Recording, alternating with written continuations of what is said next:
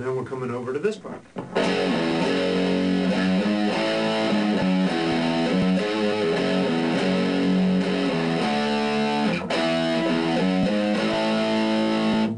Sounds like that.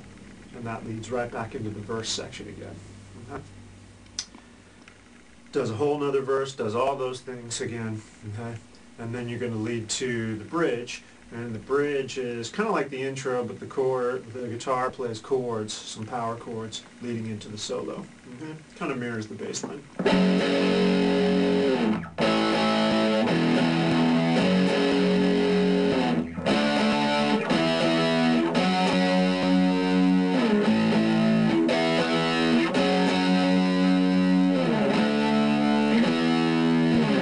And then right into the solo section here.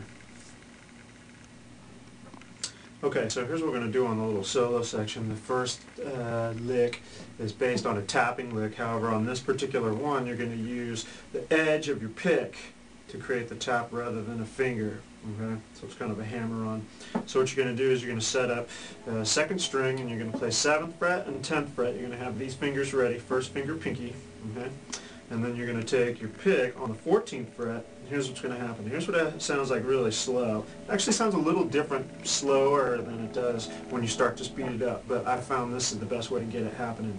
You do 2 hammer-ons with your pick, and then you do a pull-off, and you come back to the pinky. So that's sort of your little phrase there. You're going to go just like that.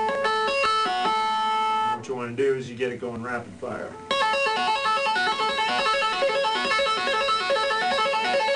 Just like that. Okay? So the chord on that, you're playing an F sharp minor, and of course we are playing an F sharp minor arpeggio. Brilliant. Okay? Then the chord changes, moves down to D. So what does Randy do? Takes that C sharp note that he's hammering on with his pick and moves it up to D, creating a D triad. So all you do is move up 1 fret with your pick, and you're going to get the new triad, which sounds pretty cool. Same technique. Like that. So what you're going to do is 4 beats each.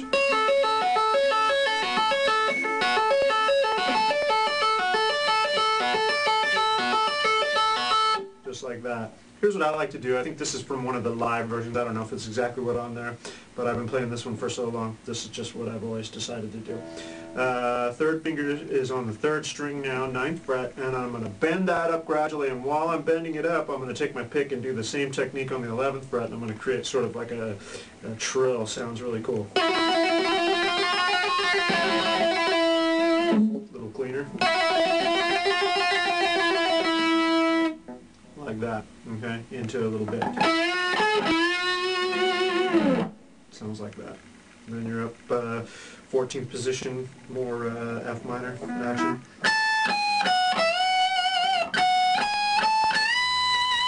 Then a little lick.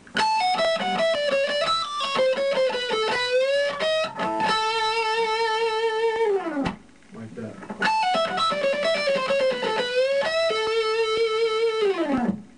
Good. Okay. And then now for some more hammer-ons with the pick here. And here's what I like to do. On transcriptions I've seen of this, it's really hard to understand exactly what he's doing.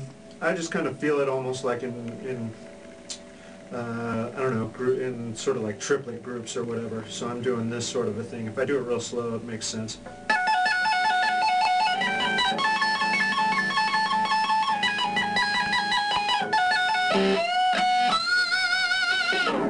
Like that. So kind of doing lots of hammer-ons with the pick here and following some notes there. Yeah, you have to consult your transcription for that, I guess, but that's how I like to feel it, is in triplets like that. Okay? And then this lick, this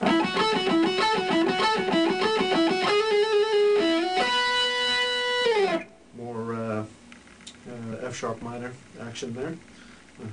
And then for the last run, here's what you're going to do. It kind of starts off in the 11th position.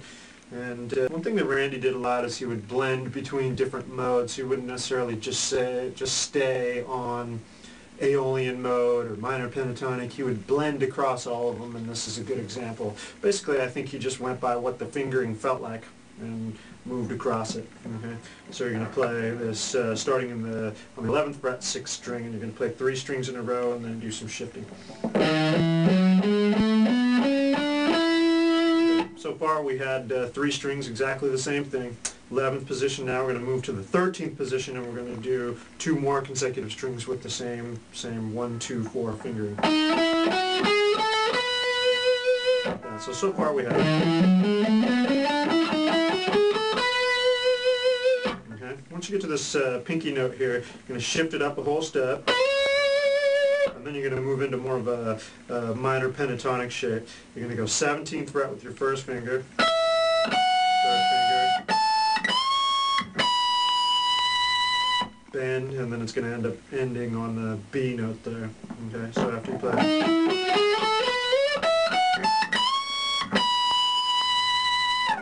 there's the tail end of the solo section there, and then you're going to go back to the main intro riff again.